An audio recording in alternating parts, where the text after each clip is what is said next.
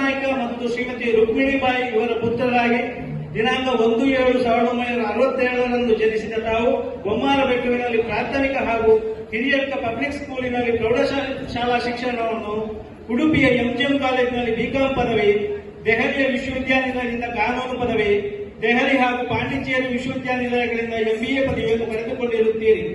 ತಾವು ಯುಪಿಎಸ್ಸಿ ಪರೀಕ್ಷೆಯ ನೇರ ನೇಮಕಾತಿಯಲ್ಲಿ ಭಾರತೀಯ ಆಡಳಿತ ಸೇವೆಗೆ 1995ರಲ್ಲಿ ನೇಮಕಾತಿ ಹೊಂದಿ ಭಾರತ ಸರ್ಕಾರ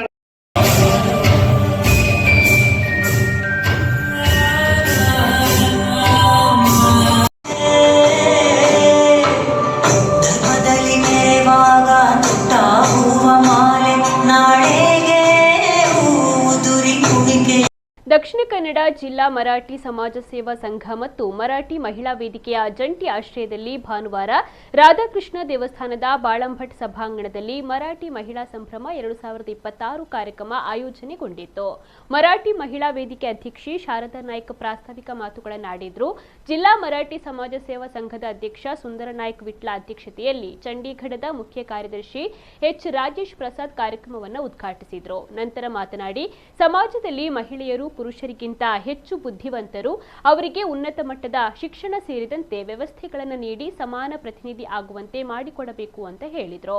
ರಾಜ್ಯ ಮರಾಠಿ ಒಕ್ಕೂಟದ ಅಧ್ಯಕ್ಷ ಡಾಕ್ಟರ್ ಕೆ ಸುಂದರ್ ನಾಯ್ಕ್ ಮಾತನಾಡಿ, ಮಹಿಳೆಯರ ಬಗ್ಗೆ ಶ್ಲಾಘನೆಯನ್ನು ವ್ಯಕ್ತಪಡಿಸಿದರು. ಕೆನರಾ ಬ್ಯಾಂಕ್ ನಿವೃತ್ತ general manager K Ramanaik, Manipal institute of technology ಸಹಾಯಕ ಪ್ರಾಧ್ಯಾಪಕಿ ಡಾಕ್ಟರ್ ರಶ್ಮಿ ಎಂ, ಉದ್ಯಮಿ ಶೋಭಾ ಗೋಪಾಲನ್ ಗಣ್ಯರಾಗಿ ಪಾಲ್ಗೊಂಡರು.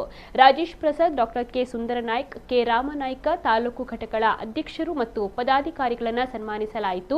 ಕಾಸರಗೋಡು ಮಾನಸಿಕ ತಜ್ಞೆ ಡಾಕ್ಟರ್ ಜ್ಯೋತ್ಸ್ನಾ, ಪುತ್ತೂರಿನ ವಕೀಲ ಮಂಜುನಾಥ ನಾಯ್ಕ, ಬೆಳ್ತಂಗಡಿ ತಾಲೂಕು ಆಸ್ಪತ್ರೆಯ ಡಾಕ್ಟರ್ ರಶ್ಮಿ ಎನ್ ಬೇರೆ ಬೇರೆ ವಿಚಾರ ಕೂಟಗಳಲ್ಲಿ ಪಾಲ್ಗೊಂಡು ಮಾಹಿತಿಯನ್ನು ನೀಡಿದರು. ಸಂಘದ ಪ್ರಧಾನ ಕಾರ್ಯದರ್ಶಿ ಸೂರ್ಯಕಾಂತ್ ನಾಯ್ಕ್, ಖಜಾಂಚಿ ಕೃಷ್ಣಮೂರ್ತಿ ಮತ್ತಿತರರು ಈ ಸಂದರ್ಭದಲ್ಲಿ ಉಪಸ್ಥಿತರಿದ್ದರು. ವೇದಿಕೆಯಲ್ಲಿ ಮಹಿಳೆಯರಿಂದ ಸಾಂಸ್ಕೃತಿಕ ಕಾರ್ಯಕ್ರಮ ಕೂಡ ನೆರವೇರಿತು.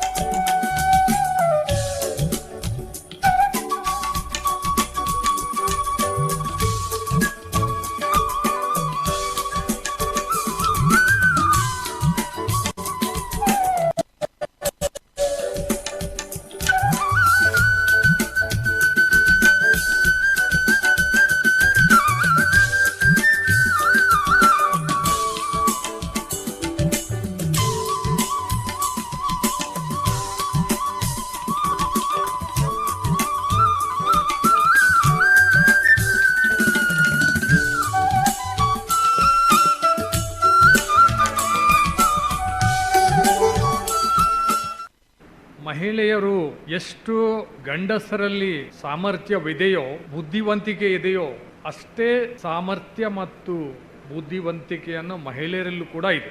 ಸೂಕ್ಷ್ಮವಾಗಿ ನೋಡಿದರೆ ಬುದ್ಧಿವಂತಿಕೆಯಲ್ಲಿ ಮಹಿಳೆಯರು ಗಂಡಸರಿಗಿಂತ ಮುಂದೆ ಇದೆ. ಪ್ರತಿ ವರ್ಷ SSLC, PUC ಅಥವಾ ಡಿಗ್ರಿ ಪೋಸ್ಟ್ ಗ್ರಾಜುಯೇಟ್ನ ಎಕ್ಸಾಮಿನೇಷನ್ ರಿಸಲ್ಟ್ ಬಂದ ನಂತರ ನ್ಯೂಸ್ ಪೇಪರ್ ಅಲ್ಲಿ ಹೆಡ್ಲೈನ್ಸ್ ಬರ್ತದೆ, ಬಾಲಕಿಯರು ಬಾಲಕರಿಗಿಂತ ಮುಂದೆ ಅಂತ. ಆದರೆ ವಿದ್ಯಾಭ್ಯಾಸ ಕೊಡುವಾಗ ಅಥವಾ ಸವಲತ್ತುಗಳನ್ನು ಕೊಡುವಾಗ ಸಾಮಾನ್ಯವಾಗಿ ಮಹಿಳೆಯರಿಗೆ ಅಥವಾ ಹುಡುಗರಿಗಿಂತ ಕಡಿಮೆ ಕೊಡಲ್ಲ. ಹಾಗಾಗಿ ಈ ಒಂದು ಮಹಿಳಾ ಸಮಾವೇಶದ ಸಂದರ್ಭದಲ್ಲಿ ನಿಮ್ಮಲ್ಲಿ ನಾನು ಮಾಡುವಂತ ಕಳಕಳಿಯ ವಿನಂತಿ ಅಂದ್ರೆ, ಮಹಿಳೆಯರಿಗೆ ಸಮಾನ ಸ್ಥಾನಮಾನ, ಸಮಾನ ಗೌರವ, ಸಮಾನ ಅವಕಾಶ ಸಿಗಬೇಕು. ಪ್ರತಿ ಮನೆಯಲ್ಲಿ ಅದು ರಾರಾಜಿಸಬೇಕು. ನಾವು ಏನು ಕನಸು ಕಂಡಿದ್ದು ಅದೀಗ ಪರಿಪೂರ್ಣ ಆಗಿದೆ. ಇದು ಮಹಿಳಾ ಸಮಾವೇಶ. ನಾವು ಮಹಿಳಾ ಸಂಭ್ರಮ ಮಾಡೋದಂದ್ರೆ ಮಹಿಳಾ ಸಮಾವೇಶ, ಮಹಿಳಾ ಸಂಭ್ರಮ. ಯಥಾ ನಾರಿಯಸ್ತು ಪೂಜಂತೆ ರಥಂ ತತ್ರ ದೇವತಾ. ಎಲ್ಲಿ ಮಹಿಳೆಯರನ್ನು ಪೂಜಿಸ್ತಾರೋ ಅಲ್ಲಿ ಆ ದೇವರನ್ನು ನಾವು ಕಾಣ್ಬೋದು ಅಂತ ನಮ್ಮ ಶಾಸ್ತ್ರದಲ್ಲಿ ಹೇಳಿದೆ. ಆ ಒಂದು ನಾಣ್ಣುಡಿಯಂತೆ ಮಹಿಳೆಯರನ್ನು ಪೂಜಿಸಿದರೆ, ಅಂದರೆ ಪೂಜಿಸೋದಂದರೆ ಮಹಿಳೆ ತಾಯಿ, ಮಗುವಾಗಿ, ತಾಯಿಯಾಗಿ, ಅತ್ತೆಯಾಗಿ, ಅಜ್ಜಿಯಾಗಿ ಎಲ್ಲ ಅವಳ ಜೀವನವನ್ನು ಅವಳ ಸಂಸಾರಕ್ಕೆ ಸವಿತಾಳೆ. ಆ ಎಡೆಯಲ್ಲಿಯೂ ನಮ್ಮ ಒಂದು ಪುರುಷನ ಒಂದು ಯಾರೋ ಒಂದು ಯಶಸ್ವಿಗೆ, ಒಂದು ಸಂಸಾರದ ಯಶಸ್ವಿಯಲ್ಲಿ ಹಿಂದೆ ಯಾವ ಸಂಸಾರದಲ್ಲಿ ಆಗಲಿ ಅದರ ಹಿಂದೆ ಒಂದು ಮಹಿಳೆ ಇದ್ದೇ ಇರ್ತಾರೆ. ನಾವು ಮಹಿಳೆಯರನ್ನು ಗೌರವಿಸಿದರೆ ನಾವು ಆ ದೇವರನ್ನು ಪೂಜಿಸಿ